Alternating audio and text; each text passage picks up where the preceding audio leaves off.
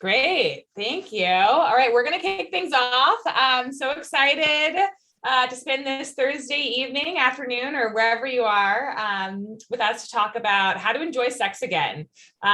We hear this from patients all the time at Origin that either they think they maybe just don't like sex because either it doesn't feel good or they have pain, or when they do certain positions, they don't feel themselves in their body. And all kinds of compounding factors can really be driving that. And so, even the CEO of Origin had painful sex all through her 20s and saw 12 different doctors until she finally found pelvic floor PT and got a clear diagnosis. So we're here to answer your questions and also talk about how to think about enjoying it again. So a quick reminder, recording this session through Bright, and we are also not providing medical advice. So if you have questions or things that you don't feel like get answered, make sure you can reach out to your provider, or you can book a visit with Origin and talk to one of our PTs. So just to kick things off, if you go to the next slide, I'm Allison. I lead the marketing team here at Origin. We're really focused on pelvic floor and full body physical therapy for kind of every stage of life. Really trying to increase the standard of care for women across the country as you go through painful sex, pregnancy, postpartum, and into menopause, and also making this type of care accessible in a network. And I'll let Lindsay introduce Rosy, if you want to go to the next slide as well.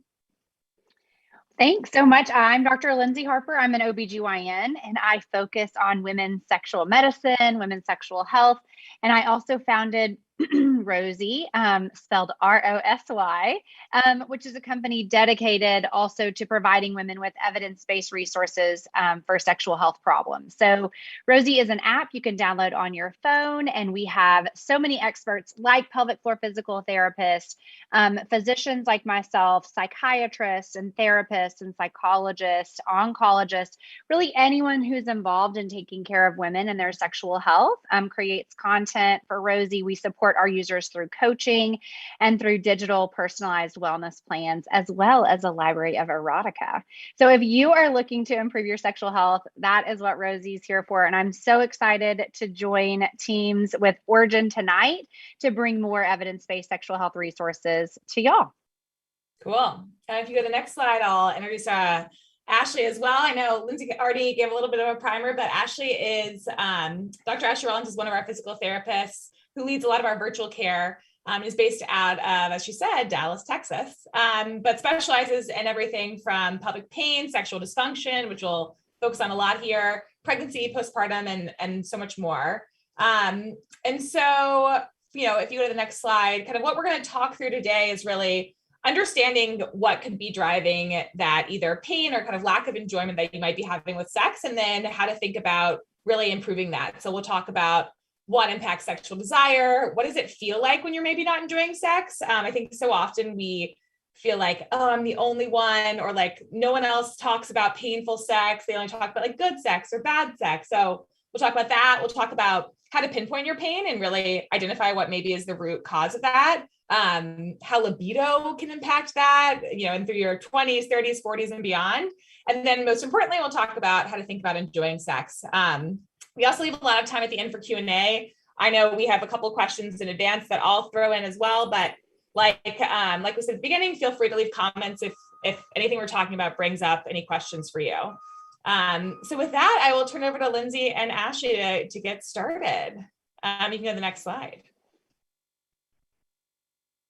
Next slide, I think, right?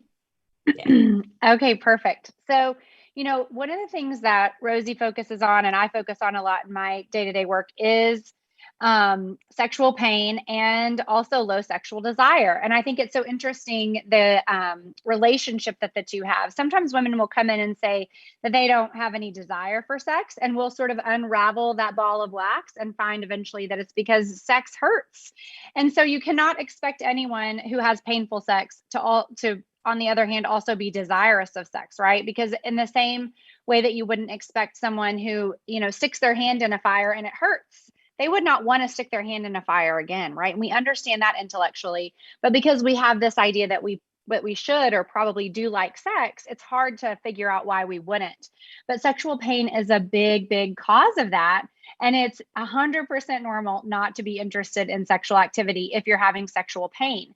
And anyone, who can understand that pain analogy would understand that perspective. So unfortunately, because, and we'll get into this a little bit later, we don't talk about a lot of the things that women face with sexual problems. Once again, as Ashley said, we feel like we're kind of the only ones suffering, and that's not the case. In fact, sexual pain affects 75% of women at one point in their lives or another. That's so crazy. And yeah, it's so common. And so we really want to have opportunities like this to talk about it and really dig into the why around it, so that if you need help, you know where to get it. All right. So there are lots of factors. And this is the cool thing about sex and sexual medicine and the work that we all do, is that there are so many factors that can influence your relationship with sex. And, I really think of those in three different buckets. And the first is it's pure, there's pure biology involved, right? It's what's going on with our hormones. It's what's going on with our neurotransmitters in our brain. What other medical conditions might we have, like thyroid disorder or PCOS, or, the list goes on and on, endometriosis. What medicines are we taking that change our physiology, change our physical function? What skin conditions might we have? What pelvic floor, situation are we dealing with? So there's truly a biological component to sexuality. And I think oftentimes that gets overlooked, unfortunately, by the medical community and maybe by ourselves, because of the messages that we hear, things like it's all in our head, or, get a new partner. And, while sometimes we don't have great partners, that part may be true. That's certainly not the case all of the time. And it also doesn't negate the fact that we deserve to pay attention to what's happening in our bodies as well. And I think particularly in women's health, sometimes that choice is removed from us as women. And so unfortunately, we have to be advocates for ourselves. And many instances of that exist in sexual pain as well. Do you think so too, Ashley? What are your thoughts? Had to get that mute button. See? It'll get you. I did it first for you.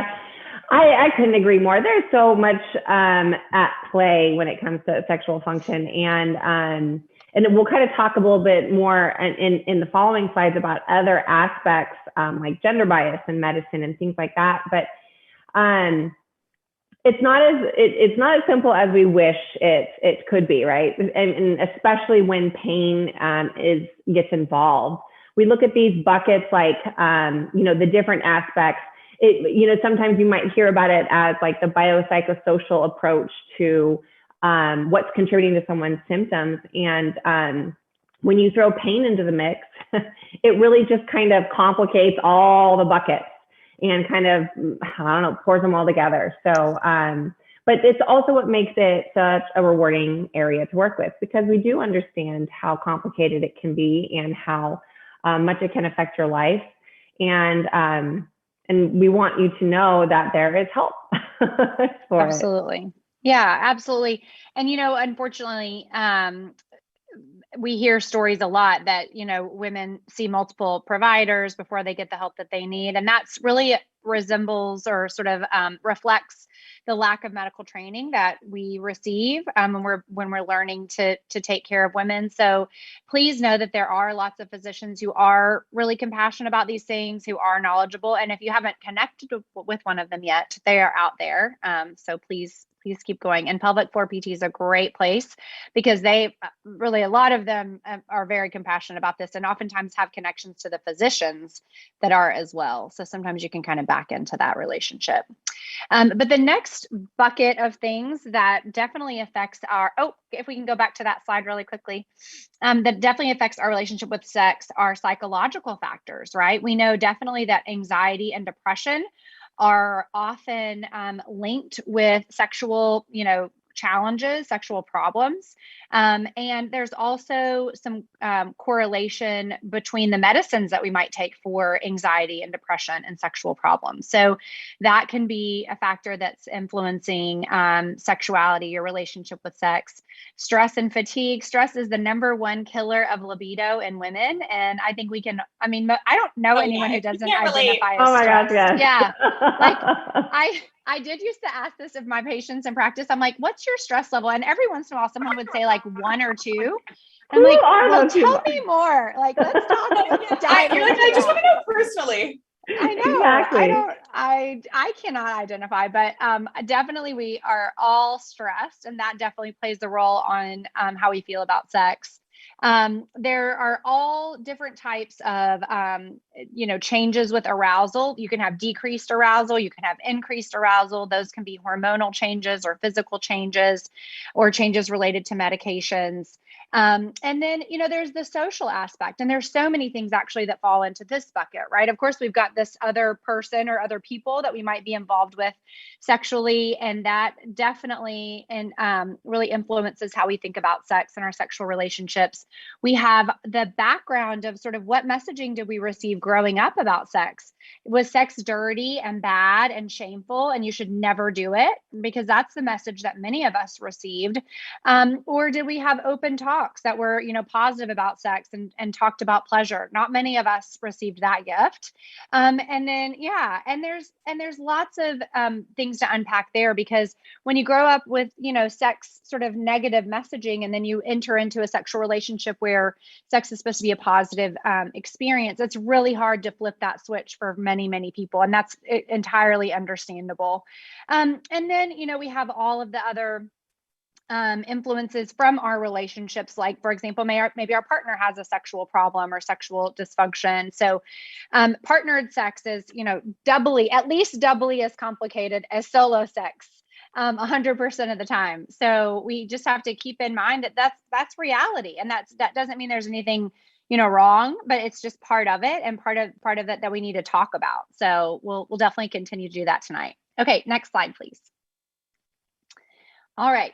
And then lastly, the pain factor, right? So as Ashley was saying earlier, that really can complicate all of these things when you pour pain on top, because it's very interesting, the relationship between your body and pain, perceived pain in your brain, because actually your body tries to protect against future pain, right? And so if you experience pain, a couple of times, your body naturally does not want you to experience that again, and really helps and in some cases doesn't help, by providing extra protection, both physically and mentally, against whatever's hurting you. So pain can really compound itself, unfortunately, and can be due to lots of different things. Obviously, injury. Sometimes we see straddle injuries from like a bicycle or a horseback riding accident. There can be trauma from a sexual assault. Obviously, many women, unfortunately, have been victims of sexual assault.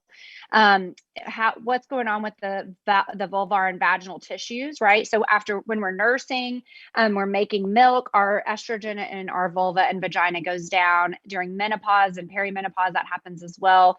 Can really thin out the tissue of the vulva and vagina, and cause increased friction with intercourse, which we'll talk about here in a little bit. And as we talked about, that might upregulate some of the pain sensors in the brain and in the body, which can really compound to create an even bigger problem than the one with which you started. So from my perspective, and I'd love to hear yours on this too, Ashley, whenever a patient has pain for more than, say 2 or 3 times during sex, like, I think that we need to kind of, earlier is better when it comes to evaluating painful sex, because if not, then that pain sort of complex can increase in nature, and not only within the patient herself, but also within those psychological and social factors as well. So what do you usually tell patients about painful sex and when to seek intervention? Yeah, I have very low tolerance for painful sex, right? Painful sex is not normal, and it's not something that we should put up with.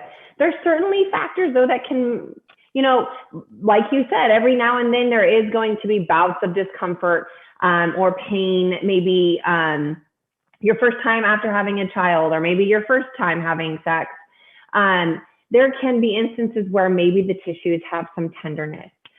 Maybe you just cleared a yeast infection and the tissues are still irritable, things like that. But too many experiences of pain, it really makes an imprint on your body, on your brain. And our bodies, our brains are so smart too smart and tricky in a way that kind of will just perpetuate the whole pain cycle, which leads to fear, which leads to, your whole central nervous system can kind of get over, almost like a sunburn, just kind of like overly sensitized. And then, then you don't want sex as much. And then you have less self-lubrication. And then you have more pain. And it's just this cycle of pain that we don't want to reinforce by just putting up with it. Or, having a glass of wine to see, if things can calm them down. Usually there is an identifiable reason why there is discomfort or pain with sex, and we can either find it or provide you with a referral in a place that can also help kind of determine what's going on there. So yeah, I totally agree. Don't just put up with it and continue the cycle of pain. Right. Absolutely. That is totally not what we would recommend. If you're having painful sex, definitely don't get over it. Definitely don't deal with it. Definitely don't tough it out. Definitely don't do it for your partner. Like, you deserve, attention, compassionate care, intervention. And, we're all here to help offer that support for sure. And, it just leads to the conversation about gender bias in medicine. Like, what if guys were walking around having painful sex? Like, what? That's not even so you wouldn't even give them that 1 or 2 or 3. No, they'd run. And guess what else? Okay. They wouldn't give themselves that, right? They wouldn't be putting up with that. And so we have to do the same for ourselves. We have to do the same for our patients. But we know that women get less pain medications after surgery, even though we report, more frequent and severe pain levels. There's lots of studies, right, about, and lots of interventions available for erectile dysfunction, and seriously, not very many. There are 26 medicines FDA approved for men's sexual dysfunction, only 2 for women. And, obviously we don't really have great data on particular drugs in women to begin with, because particularly in childbearing years, because we're kind of avoided like the plague. So there's a lot of opportunities for medicine to be doing better for women. I think we're headed in the right direction, but we've got a long way to go. And, patient advocacy is a big part of that. Speaking up for, what you need, when you need it, and not really accepting anything less. So we would really encourage you, if you're not, and this is probably the biggest field in what I do in sexual medicine, where people get blown off, is painful sex. And that's just, it's really sad. And we want to see that change. So thanks for being a part of that. All right, next slide.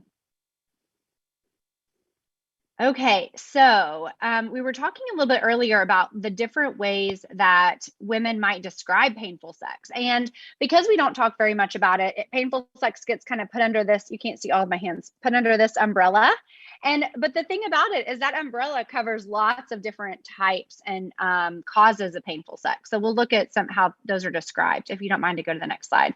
Okay, so this, we mentioned this, but because we're not talking about this stuff, women feel like they are the only ones suffering, right? And I'm sure that there are some people on here who can identify with that, because we're not having serious conversations about this in society. You're not seeing this on, movies and talk shows and, anywhere.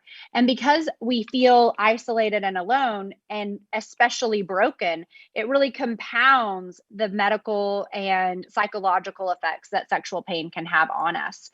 So that's one of our goals at Rosy, and I know with Origin too, is to really erase and eradicate that shame and isolation due to the silence around these problems. And that's really part of what we try to do. We were just talking though before we started that TikTok is like banning all of our accounts. And so it's really hard to talk about this stuff because people don't want us to for some reason, but we're going to anyway, right? Yes, we are. Whenever we can. Yes. Whenever. Exactly. And it's really just infuriating when you realize the discrepancies that exist for men and women's sexual health. But alas, we could do a whole other webinar on that. We're here to talk about sexual pain. Okay, go ahead to the next slide. Okay, so I can't read these. I don't know if y'all can. These are some direct quotes from our patients that we've gotten that I just think are super compelling. So, and I think like if you are someone who's experiencing painful sex, I think a lot of these will probably resonate. So it's like, when I try to have sex, it feels like his penis is hitting a wall. It's tight at first, then it starts to get easier.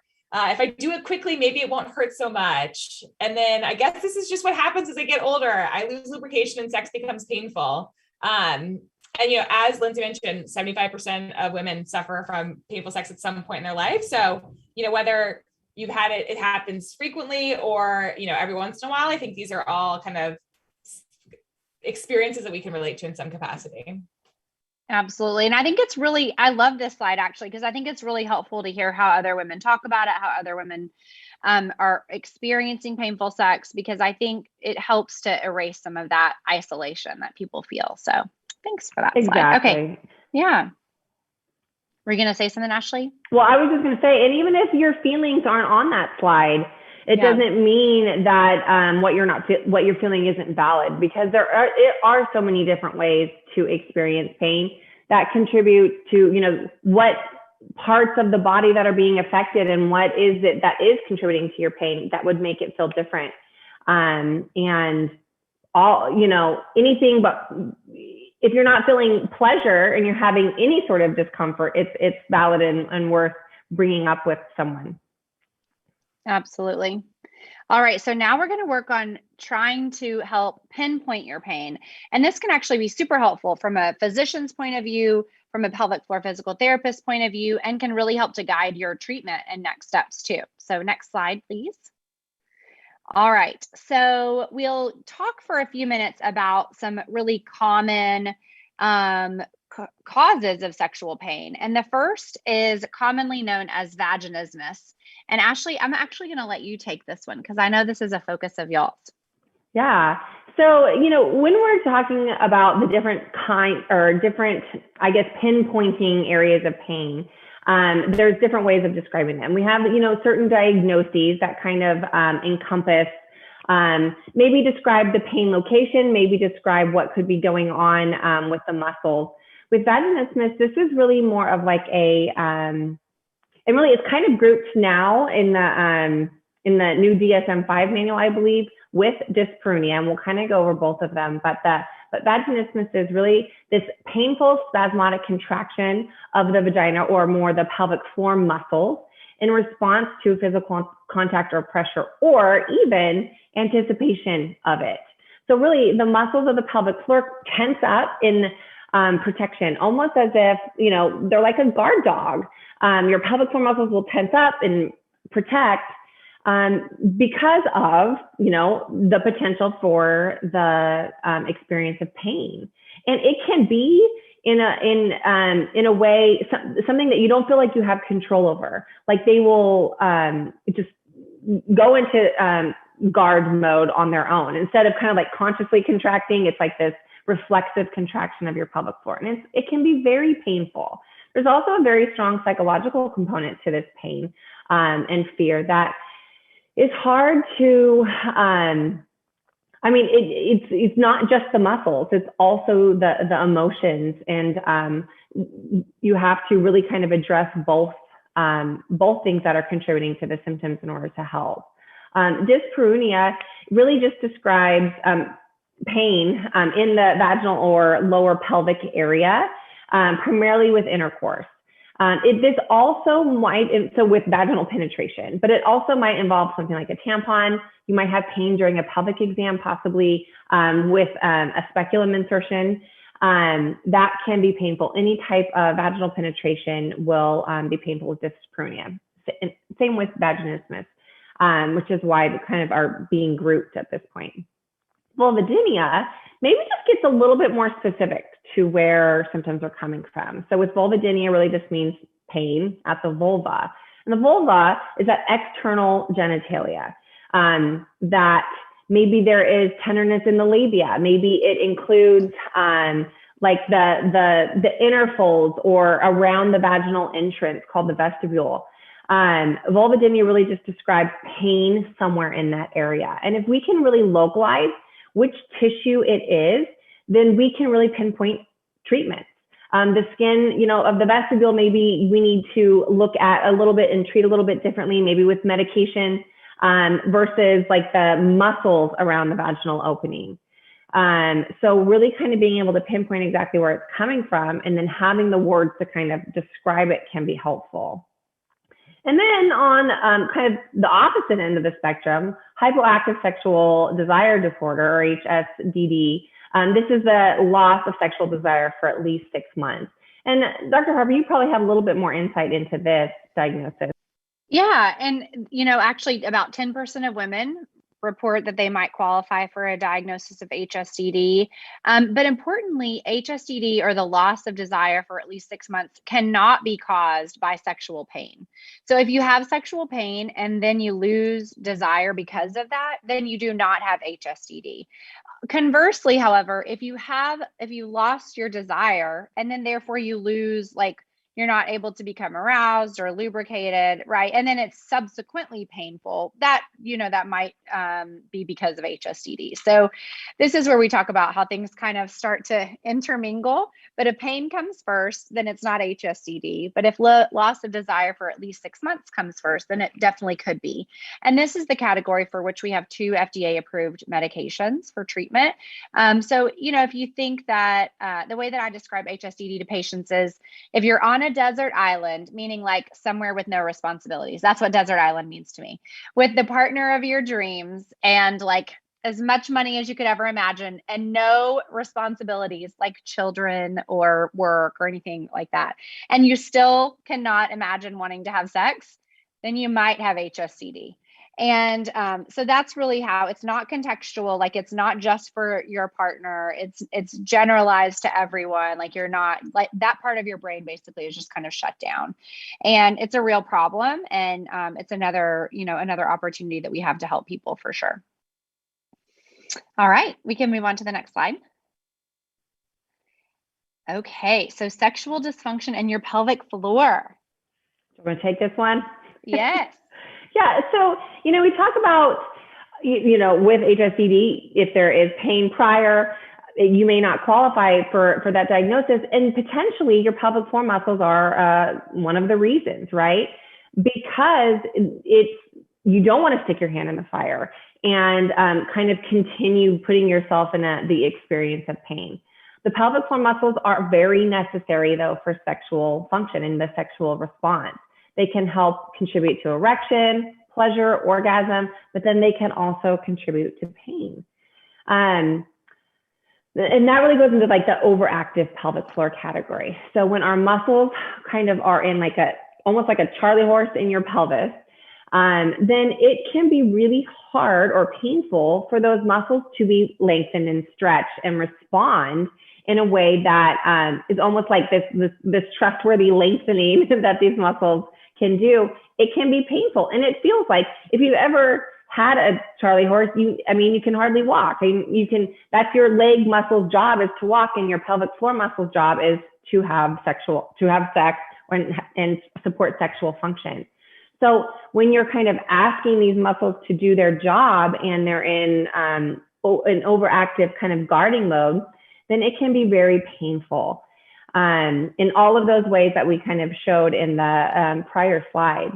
But your muscles can also be weak or like overly lengthened in a way that it also contributes to lack of sexual function. That can also contribute to decreased vaginal sensation, a decreased orgasmic response, and potentially even experience of urinary incontinence during sex, which then can just be a low beta killer for you. Maybe it doesn't affect your partner, but for you, maybe you're kind of, I cannot believe I'm having leakage at this time right now. And then that can contribute to your response in the moment. So your pelvic floor muscles are very important for many different ways. And it shouldn't be overlooked when you're experiencing sexual dysfunction. You can go ahead and go to the next slide.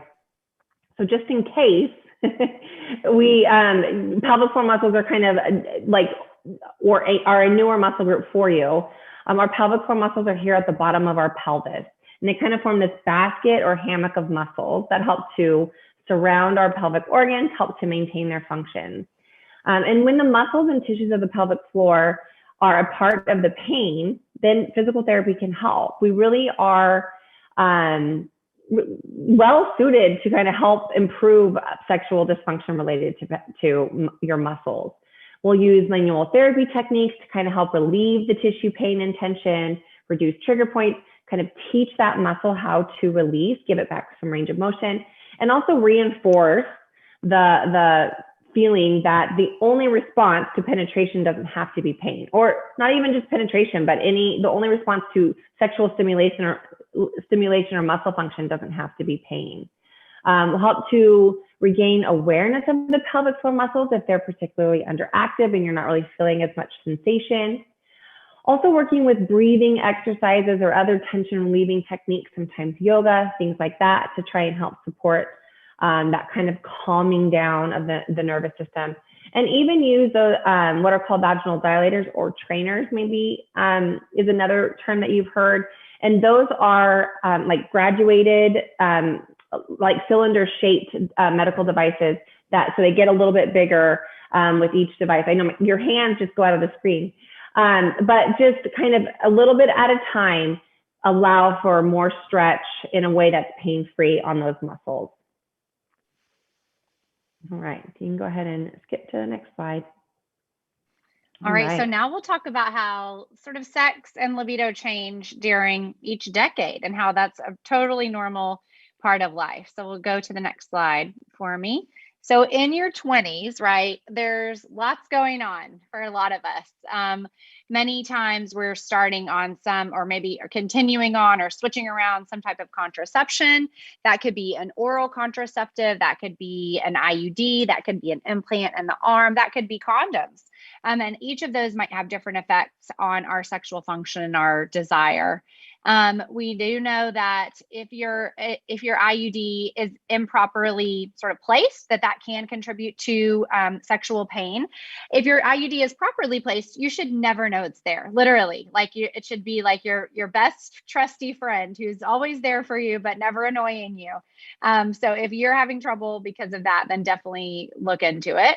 And then, the other thing is that the hormones that we might be adding through contraception can change the pelvic floor muscles and the vulvar and vaginal tissues. If you're on an extremely low dose of hormones, like, there's specific ones with low in their name, then you might not be getting the estrogen to the vulva and vagina that you need.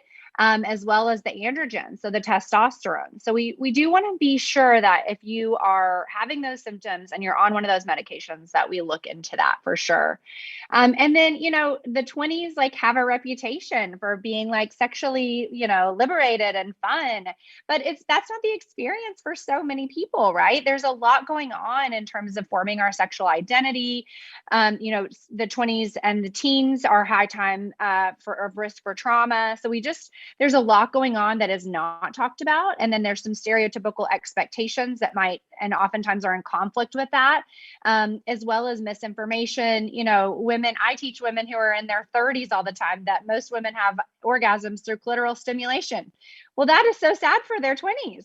We need to start with some good information and work from there. And then we also don't really have any modeling about sexual communication. So it's we might have a partner, even a long-term partner, but certainly with our short-term partners, we are not good at being sexually communicative. We're not good at talking about our own pleasure. We're not good at telling them, what hurts and what doesn't. And the best way, honestly, to learn how to talk about that stuff is to hear it modeled for you.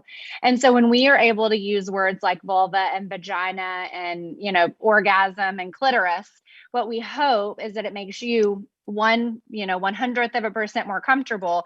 And then the next 1,000 times you hear it, that you'll feel more comfortable speaking about that with your physician, with your pelvic floor PT, with your partner, with your family members with whom you might have those conversations. So it's all about open and honest conversations for sure. Anything else that y'all would add? No, but that was so lovely put. I mean, exactly. Those are all, yeah, it's so sad for your 20s. But that's part of the work that we do, is really trying to get out the word and destigmatizing, demystifying sexual dysfunction, and really naming what and how we can help. Absolutely. All right. So let's go on to 30s. I remember these 30s. Okay. So, a lot of times Oh, what I should know.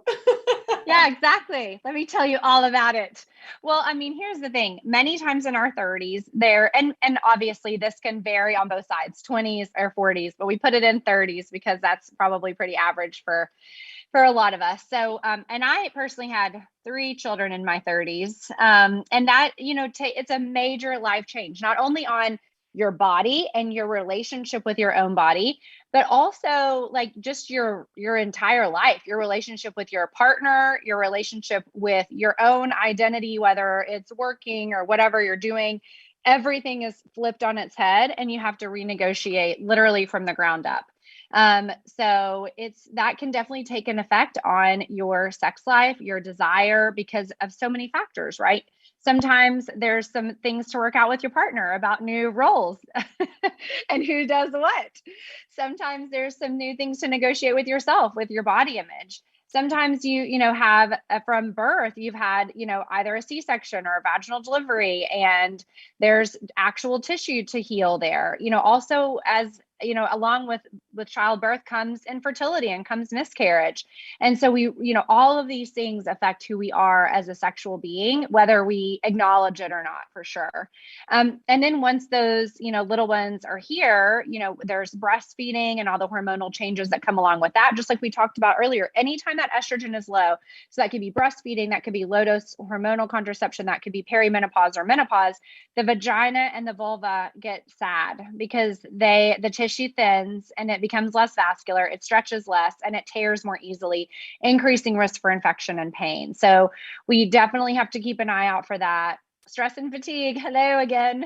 And then the TLDR version is there's 30s can be a huge time of change. And that not only is reflected sort of in our daily life, but also in our sexual health as well. What's your take on that, Ashley? I feel like I'm just, yes, all of those things in my 30s. I know it's a lot, but we're here for it. We're here for it. And what happens is that as you grow into, more of yourself, you do become more comfortable having conversations.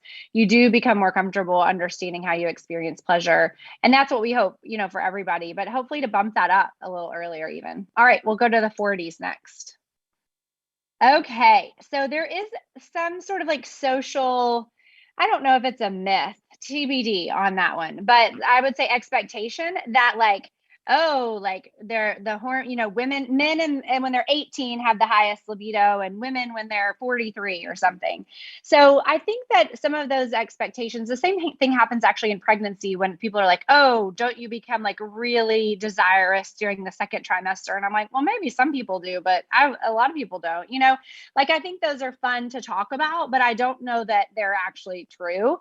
Maybe for some women, yes, and some women, no. But I do think what happens in your 40s, you definitely become more comfortable.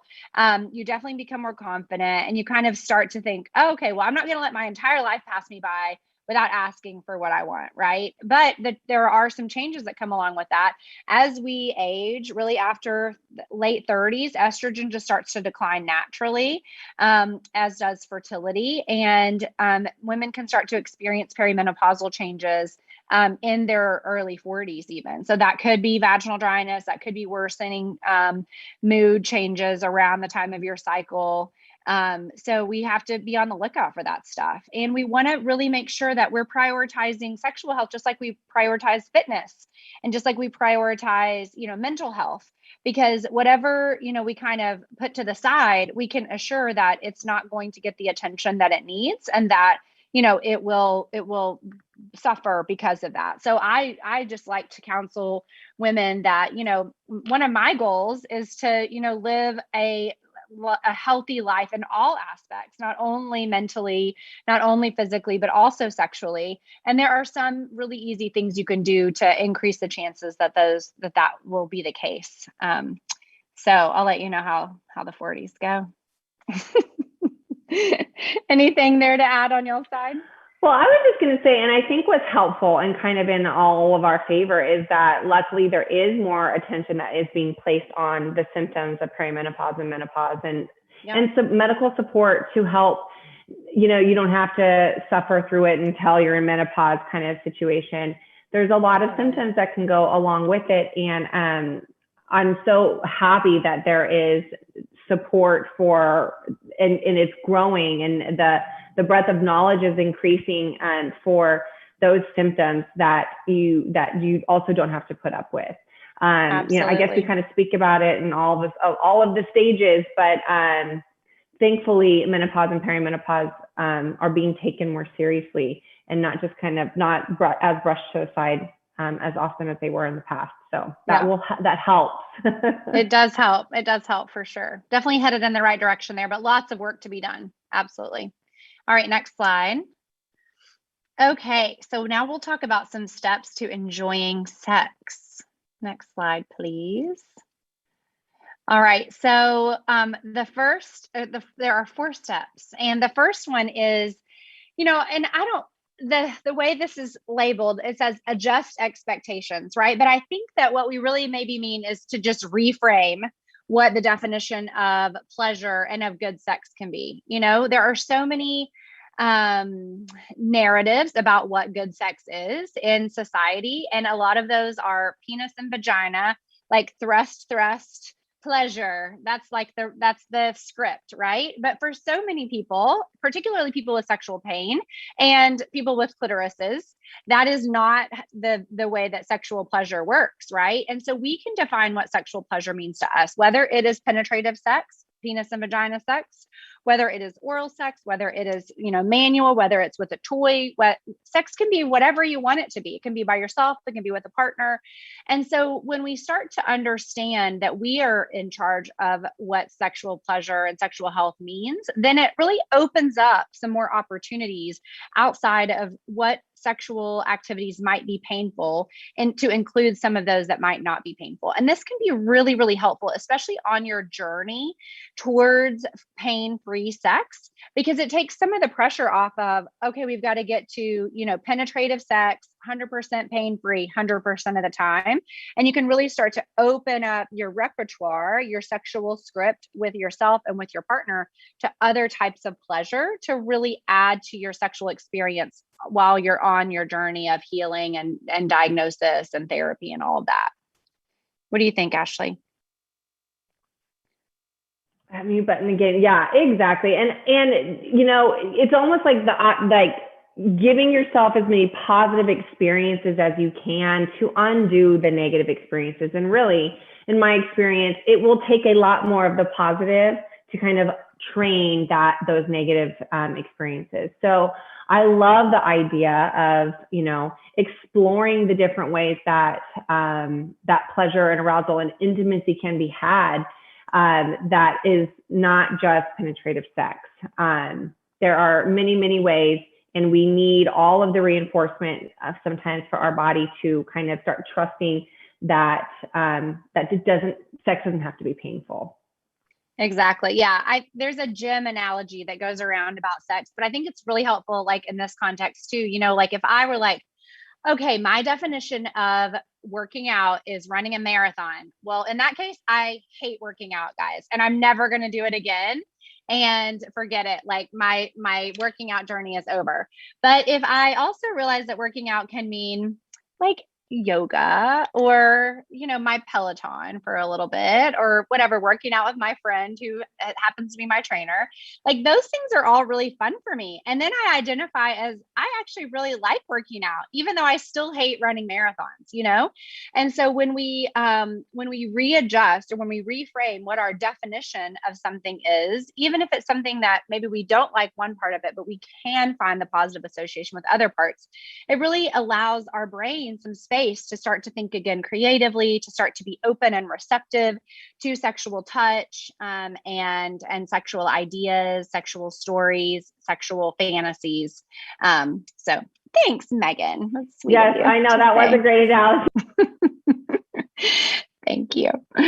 Okay. Okay. So the next one is to explore sensations. This kind of goes along with what we were talking about. And it says, if you try something and it is not pleasurable, that's not a failure. And I mean, I think that's awesome, right? That's actually just some information gathering. This is just like we talk about as being founders and being women in business. Like there is no failure. There's just data. And that's also applicable to this as well. So, and the other thing is that in a relationship with yourself, right? If you're exploring sexual things for yourself or in a trusted relationship with a partner, that we should feel the freedom to try out new things without judgment, right? And so if you are not in that situation, then maybe it's time to, check out things for yourself and maybe include your partner at, separately or something like that. The next one is to choose pleasure, which we've talked a lot about, but this is really about communicating that pleasure. And, we've alluded to this a couple of times, but if you're not really sure how you experience pleasure, then it's much more difficult to communicate that with a partner. So sometimes it's worth the time. It's worth the discomfort potentially, the planning that might be involved to try to figure some things out for yourself so that then you can communicate it more effectively with a little bit more confidence to your partner. Because if it's you and them, then you have all this input. Sometimes we're in our heads a lot about like, what is the partner thinking about me? What about how I look? What about how I'm performing or not performing? Do they feel like they're hurting me? So there's a lot of other talk going on outside of just the experience of the pleasure. And the more we can do that without those complications, sort of the better we can be at receiving it. And then hopefully the better we can be at communicating it as well. Any other thoughts? Good. Okay. Yeah, no, but I do think it lends to like choosing pleasure. I think that can also be complicated, and it's worth noting that it can be a layer, because if it's been kind of drilled into your head that sex and pleasure and all of that is dirty or bad, then that can be a hard step to take, kind of prioritizing that pleasure. But it is something that is worth exploring because it's so valuable for the whole sexual experience and improving your sexual function and overall. Absolutely. Yeah. And the last one, which I love, is be patient and try not to compare your sexual journey to others. And I think this is true for everyone, right? There's like this really crazy ideal of what sex is like, in every decade of life, for every sexual encounter, for every person, for every type of body. And it's like, none of those things are legitimate. They're all just, it's an unattainable, really why would anyone want to attain it? We all have our own individual sexual experiences. And that's what makes so many of us unique and compatible with the people that we choose to spend our time and those sexual experiences with. So it's really just about being human, and every single one of us is human. We will all throughout our lifespan negotiate different sexual challenges, whether it's painful sex, whether it's a traumatic event, whether it's a cancer diagnosis, menopause, childbirth, miscarriage. There's so many different times where our sexuality will change, and we will want to talk about that with our healthcare providers, with our partners. And that's all okay. And I think the more that we talk about these things, the more that we understand that everybody deals with so many of these challenges, the more that we'll be accepting of, this anything less than perfection for each of ourselves individually. Well said. Exactly. And, this is a great time if anyone has any questions to kind of hop on and let us know places to clarify or other questions we didn't cover. Yeah, I know. And also, go ahead.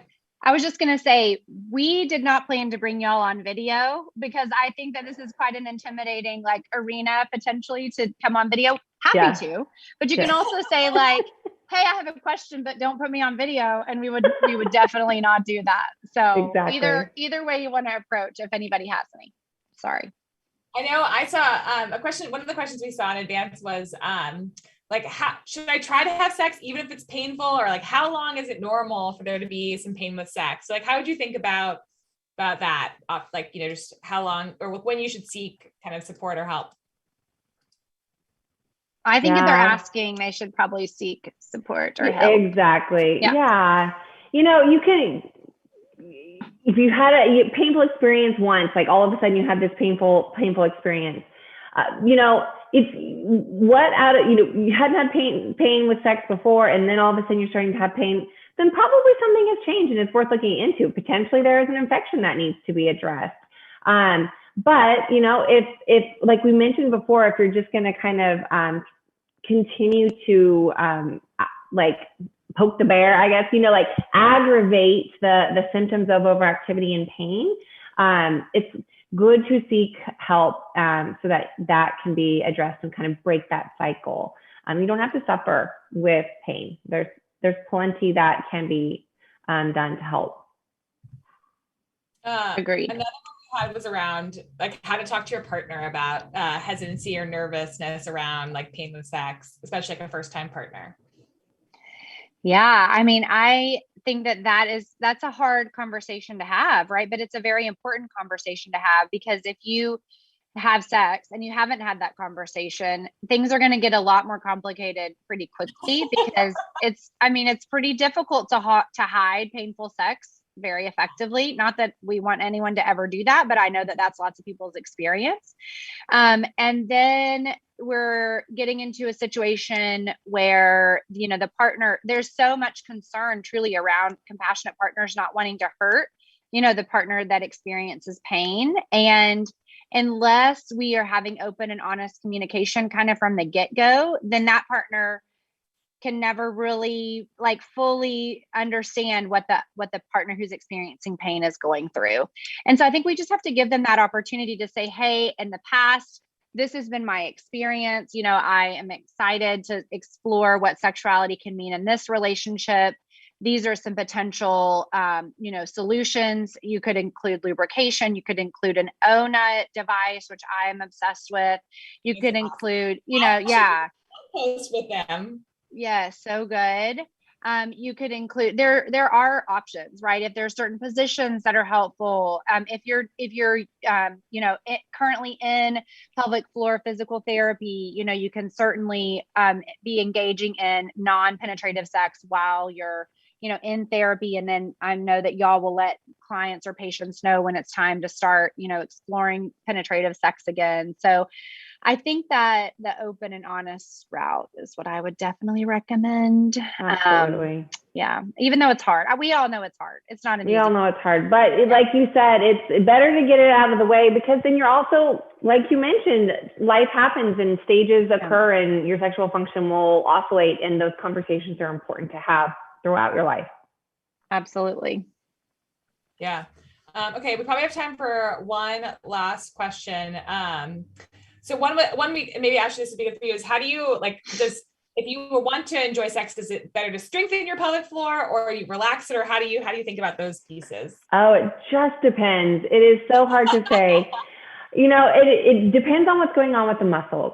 You know, if a muscle is overactive, you know, it's kind of stuck in a contraction or a cramp, then doing something like a Kegel to strengthen the pelvic floor and improve your orgasm, as you may have read in Cosmo or something, may be the wrong thing to do. It might make your symptoms worse, create more pain and dysfunction.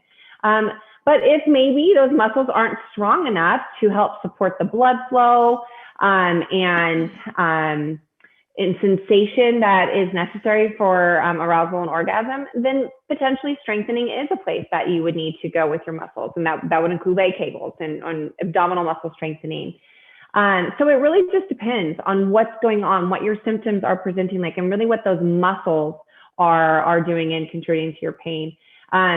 Not all muscles need to be strengthened. And a strong pelvic floor also needs to be flexible. So it really just is kind of whatever is unique to the person. Pelvic floor muscle dysfunctions can be as unique as each individual. So what is important is if you're not getting anywhere by improving your symptoms on the things that you've tried, you looked up and tried on the internet, come and seek out some help from me, from Dr. Harper, anybody that you know can, and if we're not in your area, reach out to us and we can try and make some referrals for you. But it is worth looking into, because everyone's so unique and individual that it always just depends. Awesome. Well, thank everyone so much for the time, and thanks for Bright for hoping this. Hopefully you leave with some great nuggets about learning about your own body, as well as some kind of tips and tricks for hopefully having a little bit of a better sex life, or just improving if you were experiencing pain. So thank you guys so much. Thank you guys. And have a great rest of your night.